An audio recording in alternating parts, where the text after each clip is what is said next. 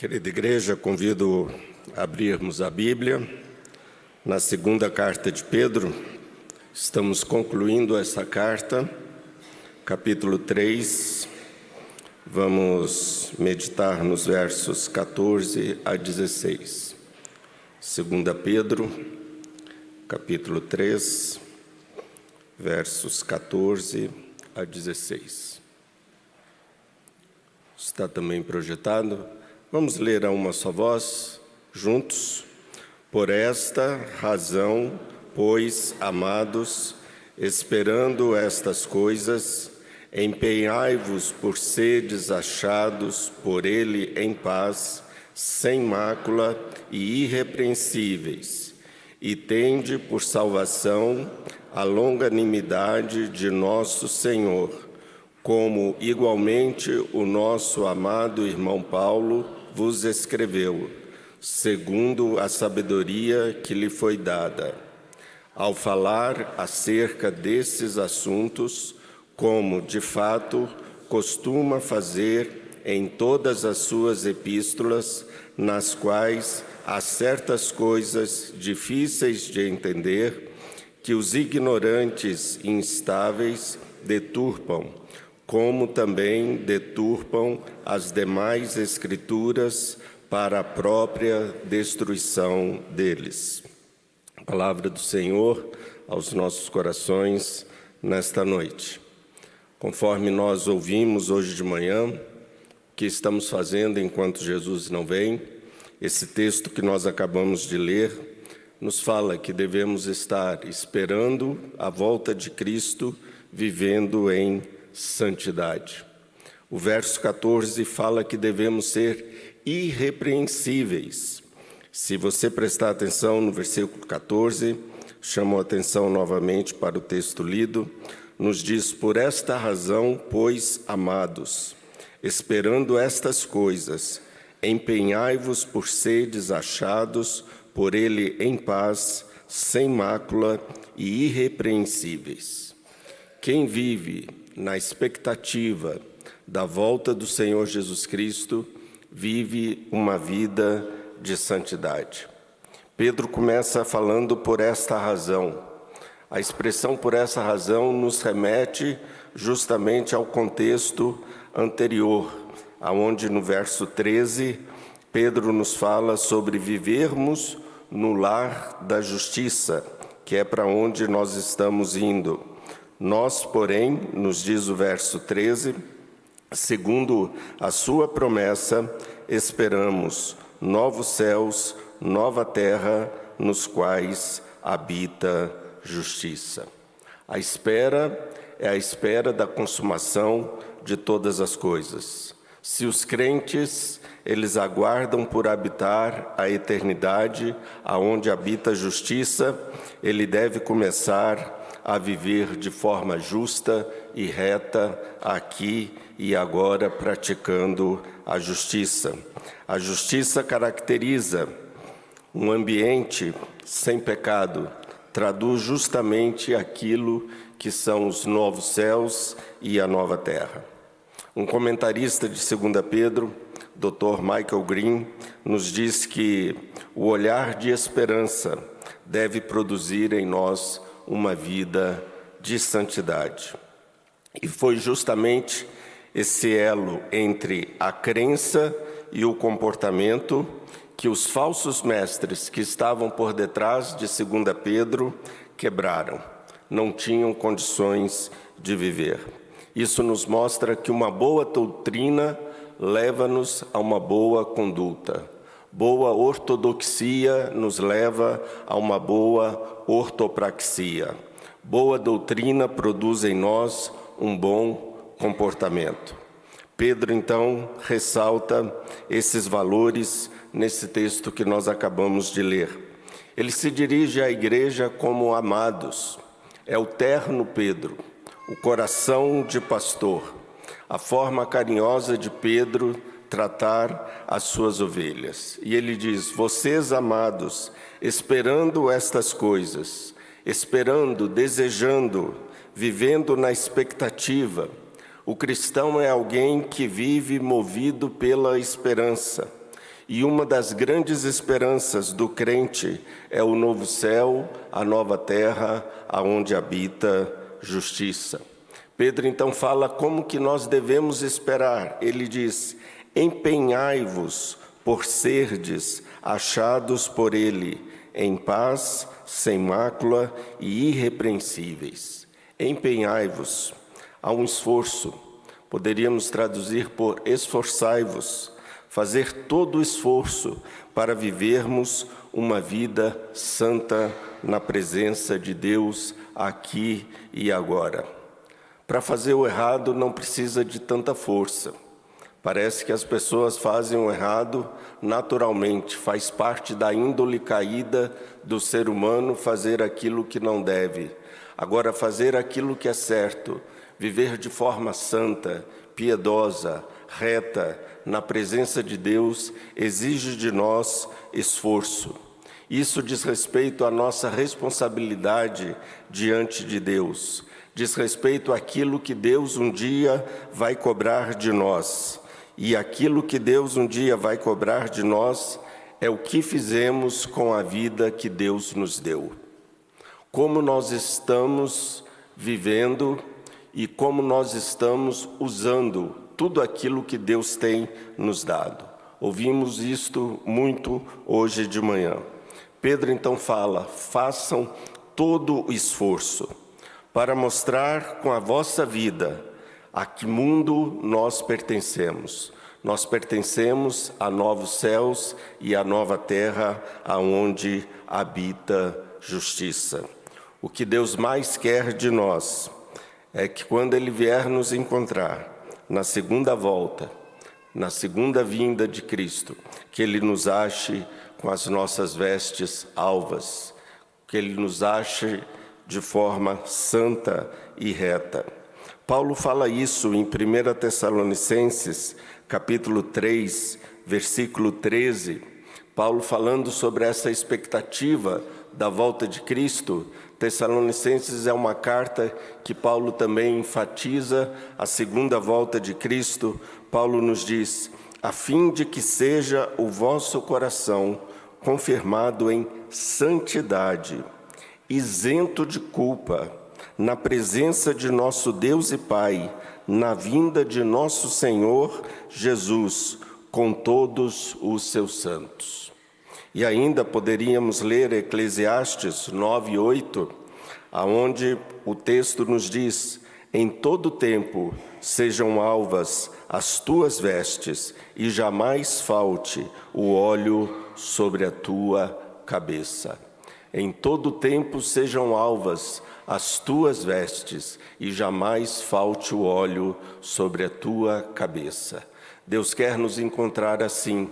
Quando Jesus voltar, quando Jesus vier nos buscar, Ele quer nos encontrar com as nossas vestes alvas e com óleo nas nossas lamparinas, atentos, prontos para a vinda do noivo que está vindo buscar a sua igreja. Pedro ainda vai mais adiante e nos fala da paz interna que deve habitar o nosso coração. Ele nos diz no final do versículo: para serdes achados por ele em paz. Serdes achados por ele em paz. Nesse contexto, esta paz se refere à nossa paz interior, principalmente à verdadeira paz de espírito, que acompanha uma fé confiante no nosso Senhor e Salvador Jesus Cristo.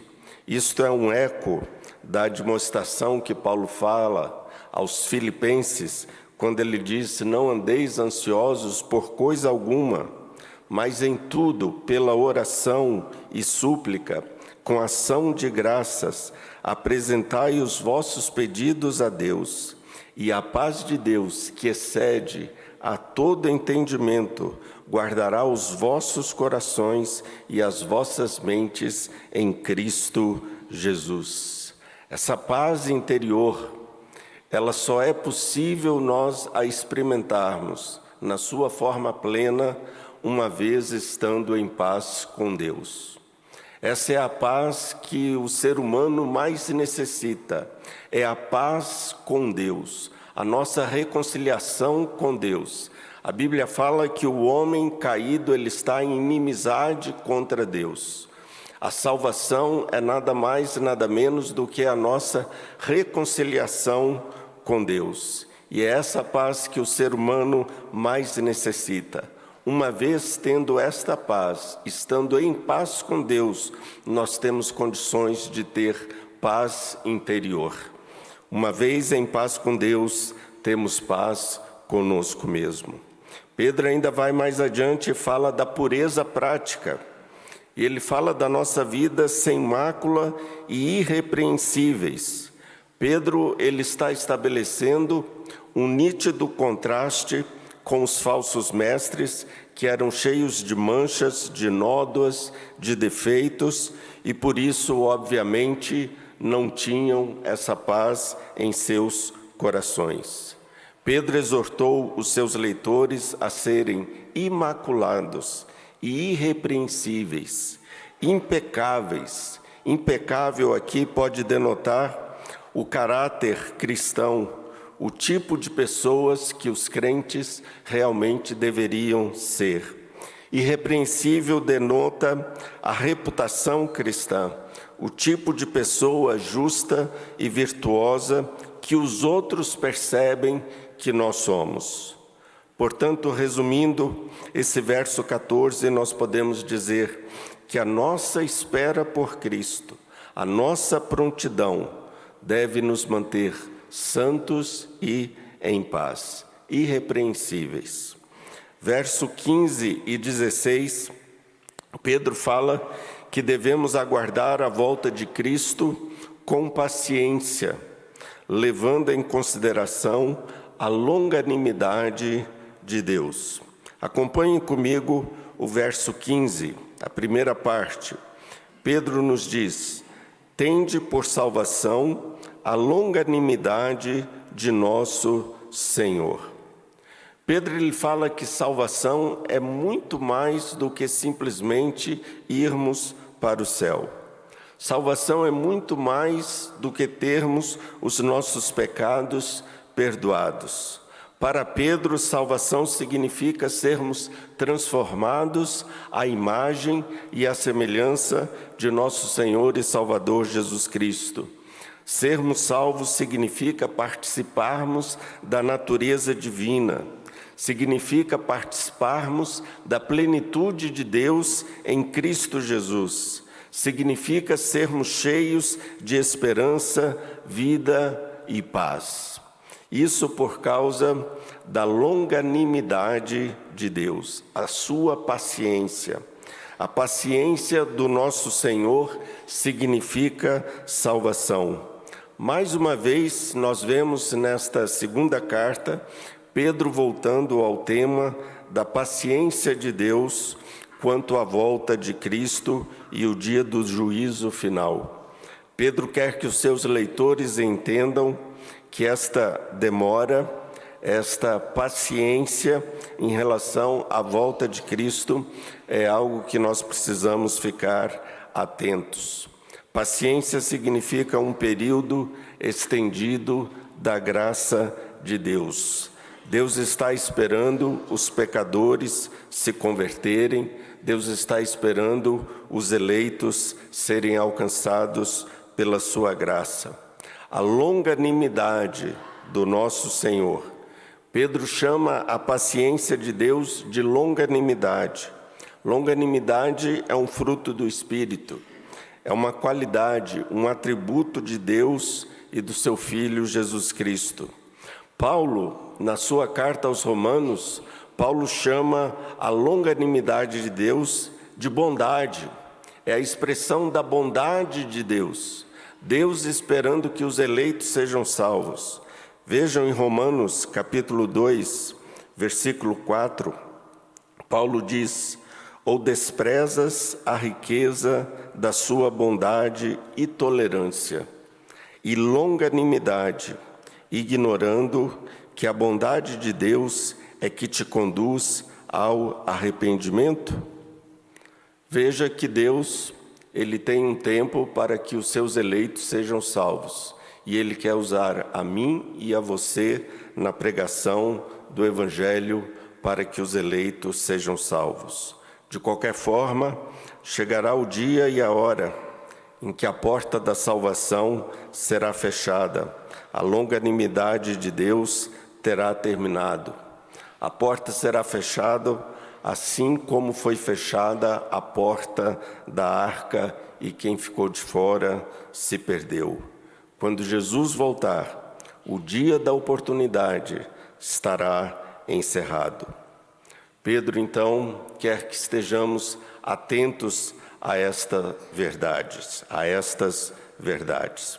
Pedro agora, ele vai citar o apóstolo Paulo em apoio aos seus argumentos.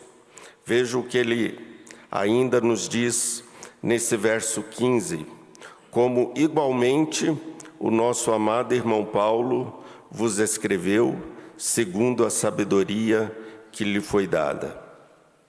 Veja que aqui nós temos uma indicação das cartas que o apóstolo Paulo havia já escrito. As cartas de Paulo já circulavam ali no mundo mediterrâneo. E essas cartas, conforme Pedro nos deixa claro aqui nesse verso, já eram conhecidas pelos seus leitores. Paulo também, da mesma forma que Pedro, escreveu muito sobre a segunda vinda de Cristo Jesus e a sua longanimidade. Paulo e Pedro tinham um relacionamento muito próximo. Paulo cita Pedro em várias ocasiões em suas cartas e notamos também vários paralelos entre os escritos de Pedro com Paulo. E Pedro, de uma forma interessante, ele chama Paulo aqui de amado irmão Paulo. Paulo era querido por Pedro, não era um inimigo que jogavam em campos opostos. Pedro tinha uma grande consideração pelo apóstolo Paulo. Nisso nós vemos uma humildade de Pedro, uma humildade junto com uma maturidade em considerar que ele, Pedro, podia aprender com Paulo. Paulo havia repreendido duramente Pedro, quando nós lemos em Gálatas, por causa da sua ambiguidade e da sua hipocrisia. Mas aqui nós notamos um Pedro humilde, um Pedro maduro. A maturidade nos torna pessoas mais humildes, e ser humilde é um fruto do Espírito.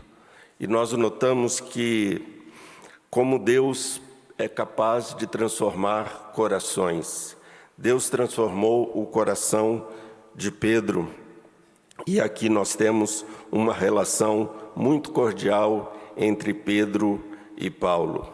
Pedro, então, faz referência às cartas de Paulo, cartas que Paulo escreveu como fruto, nos diz Pedro, da sabedoria dada por Deus. Paulo recebeu da parte de Deus o dom da sabedoria. Paulo é consciente disso, e Paulo usa esse dom para escrever as suas cartas, e são igualadas às Escrituras inspiradas. O versículo 16 nos mostra isso. Houve um homem chamado Policarpo. Policarpo, ele foi bispo de Esmirna, e ele escreveu na mesma linha que 2 Pedro. Policarpo viveu por volta do ano 115 da nossa era. Ele diz: nem eu, nem ninguém como eu podemos alcançar a sabedoria do abençoado e glorioso Paulo. Veja como Pedro se refere àquilo que Paulo escreveu. Verso 16. Acompanhe a leitura. Ao falar acerca destes assuntos, como de fato costuma fazer em todas as suas epístolas.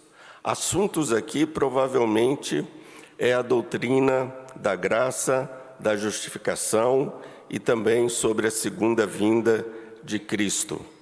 Pedro e Paulo escrevem de forma diferente, mas ambos falam da mesma coisa sobre a paciência de Deus e a segunda volta de Cristo.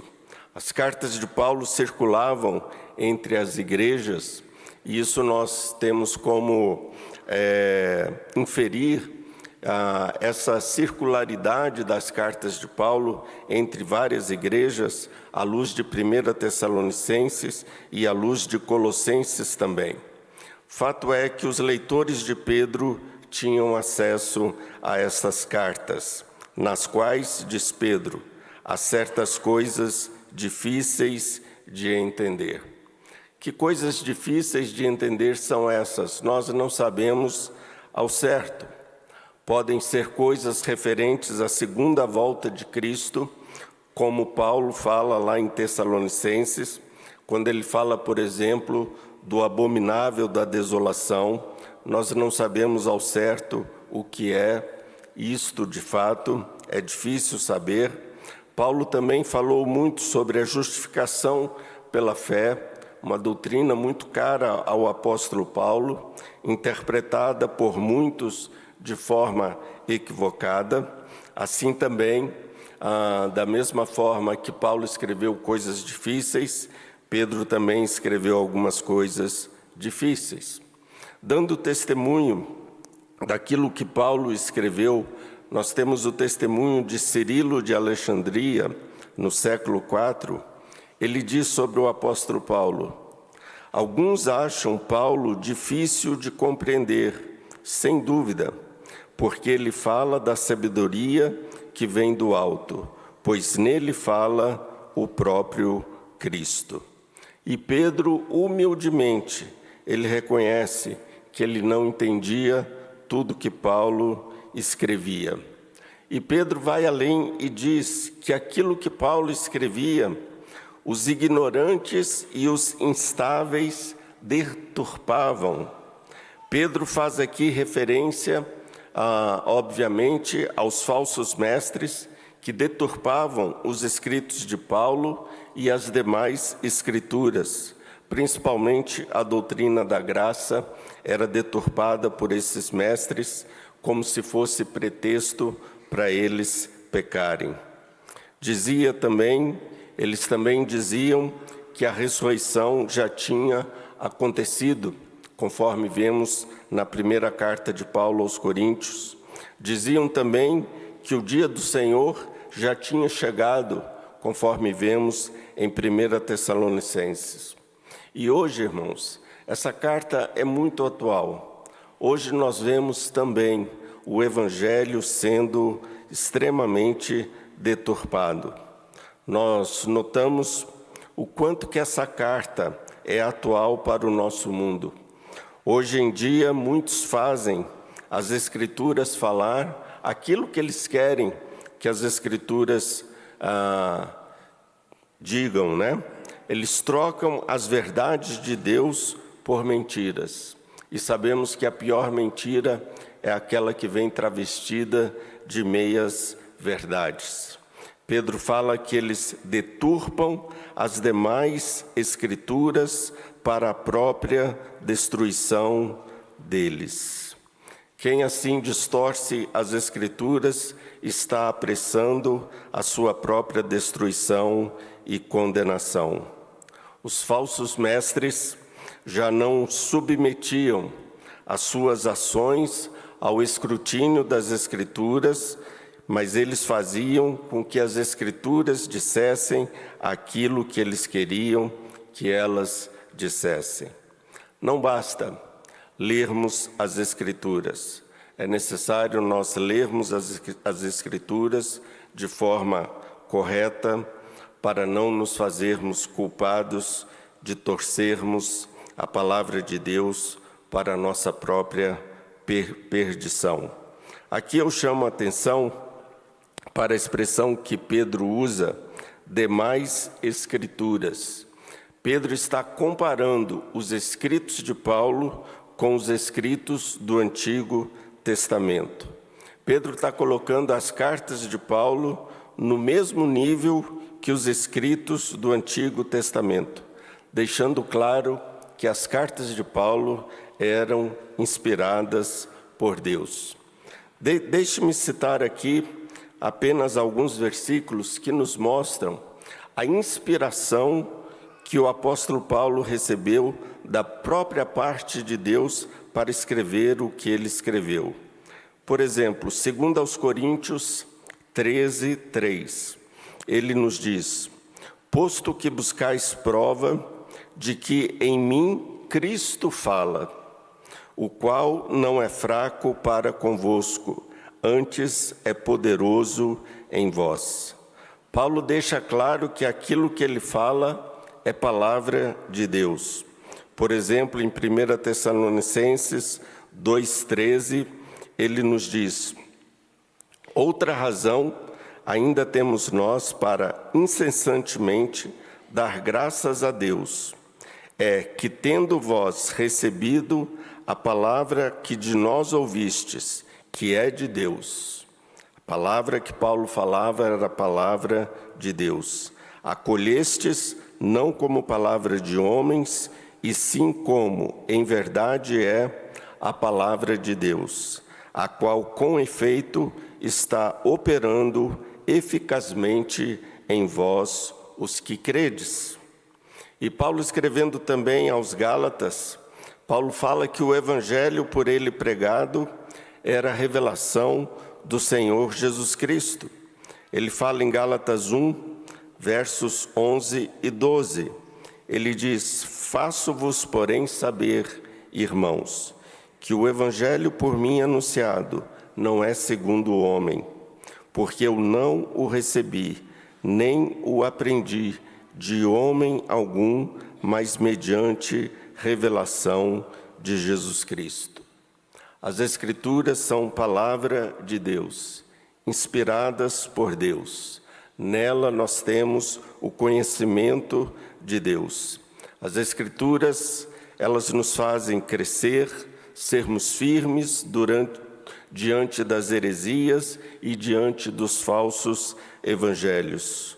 Portanto, nós temos a Bíblia, o único livro capaz de nos preparar para enfrentar esse nosso mundo difícil. O único livro que nos prepara para o mundo como ele hoje se encontra diante de nós. Um mundo pós-moderno, um mundo pós-doutrina, um mundo pós-moral, um mundo pós-ética, pós-verdade, pós-cristão, pós-Deus, um mundo pós-tudo, como diz Timothy Keller. 2 Timóteo 3,1 fala que nos últimos dias nos sobrevirão dias difíceis, e são esses dias difíceis que nós estamos vivendo. E como está o nosso conhecimento do Evangelho para enfrentarmos esse mundo aonde nós estamos? Devemos ter o conhecimento do Evangelho para rejeitarmos o engano e enfrentarmos este mundo pós-moderno. Quero concluir esses 3 breves versículos com o tema da nossa mensagem de hoje. Como nós estamos esperando a segunda vinda de Cristo? Na sua segunda vinda, como Cristo vai nos encontrar? O próprio Jesus retornará. É o homem Cristo Jesus quem vai nos confrontar. Ele é o padrão de vida humana pelo qual eu e você seremos julgados. Como Jesus nos encontrará? É uma pergunta muito investigativa que o cristão deve fazer a si mesmo. É assim como o confronto com Cristo será o teste do cristão. A conformidade com Cristo será o padrão do cristão. Os verdadeiros cristãos devem conformar-se ao padrão imaculado e irrepreensível do Filho de Deus. A nossa esperança deve nos manter em Cristo, para que quando Ele se manifestar, sejamos confiantes e sem vergonha diante dele na sua vinda. Cito Calvino falando sobre isso, ele nos diz que quando nós não mantemos bem presente em nossas mentes a vinda do nosso Senhor e o julgamento que Ele trará, a nossa carne se rende aos seus próprios desejos. Um outro comentarista, o teólogo Miguel Nunes, ele nos diz que a expectativa do regresso de Cristo e do seu julgamento deve produzir em nós um estilo de vida que seja consistente, não com este mundo, mas com o mundo que está por vir, aonde a santidade reinará. E Agostinho, na sua obra sobre a fé e obras, ele observa, falando sobre 2 Pedro, ele observa que Pedro, na sua segunda epístola, ele exorta-nos à santidade na vida e no caráter, declarando que este mundo passará. Nossa conduta diária precisa ser consistente com a nossa esperança. Há, além disso, uma outra qualidade que a expectativa do regresso de Cristo deveria trazer. É um profundo sentimento de paz, que quando Jesus voltar, Ele possa nos encontrar em perfeita paz.